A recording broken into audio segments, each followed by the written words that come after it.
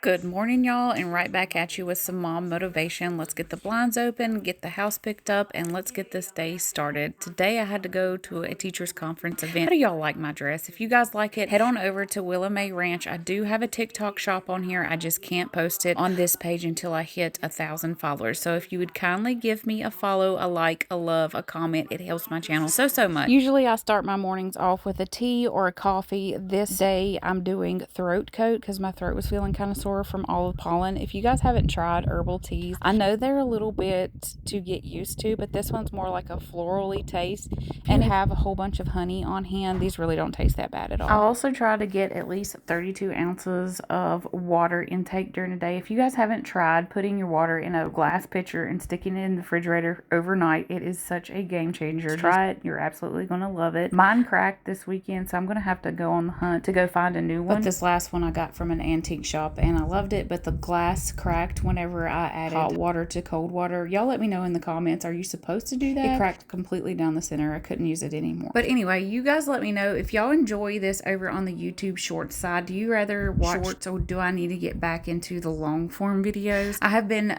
vigorously trying to grow this account. I do have a TikTok shop account that I have just my showcase items in, which the dress is showcased over there. My drink cup is showcased over there. And some of the stuff I get off of Amazon. I'll also link it down below. So now I'm back home and we're going to make sloppy joes for dinner. And I'm going to show you guys an easy bread recipe for this. And it is like the most easiest one that I've found to do all of my ingredients in one. And all you're going to need is active yeast. This is going to be made for my buns, and it takes roughly about 3 cups of bread flour, unbleached. I like the King Arthur brand. But here is my active yeast. I used 1.5 tablespoons of this, and I added just 1 tablespoon of sugar. And look how much it's rose.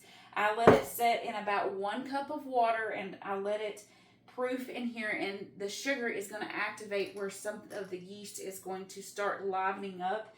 And when you get this bubbly texture, that means your yeast is good. So we're going to go ahead and start making it. And then you need olive oil, salt, and make sure you use either honey or maple syrup. I've used both. I like the maple syrup just a little bit better. It makes a little bit better tasting bread, but the easiest peasiest bread you'll ever make. Now that my warm water and sugar has risen, I'm going to start off with just 1 cup of flour, and then I'm going to add in 1/4 cup of olive oil, 1/4 cup of maple syrup, a pinch of salt, and then I'll add that yeast mixture into it. I'm going to stir this just until it's like a pancakey batter type consistency. And the reason I'm doing this is because I want the flour to start adhering to that yeast so that it starts eating and feeding off of it. So I'll let this set for about 5 minutes while it's in this pancakey, syrupy consistency, and then I'll continue to add my last cup of flour. Now, if it's still like this, I will add just a little bit more, maybe like a 1/2 cup. Just add gradually until you start to see your dough balls start to form. Okay, so once it starts to combine, this is about 2 cups of flour. This is what I'm talking about, like you add gradually, but you see these bubbles starting to form?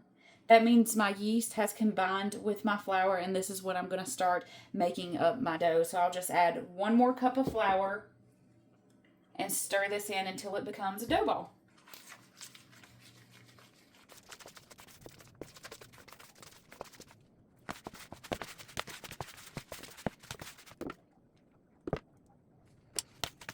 Then now that I've got it formed as a dough ball, I'll start to knead it just a little while.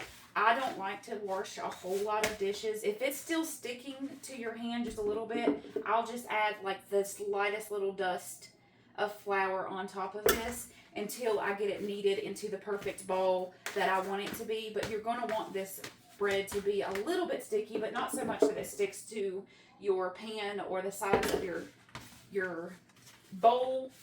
And then I let it rise twice. Once for proofing, I'll let it rise above the bowl for about an hour. And then after the hour, I'll take it out and I'll roll it into my little hamburger buns that I'll have for dinner or supper tonight, or whether you want to have it as rolls. But these make the easiest dinner rolls you'll ever have to do, especially if you're a mom who works and you come home and you want to make that fresh loaf of bread.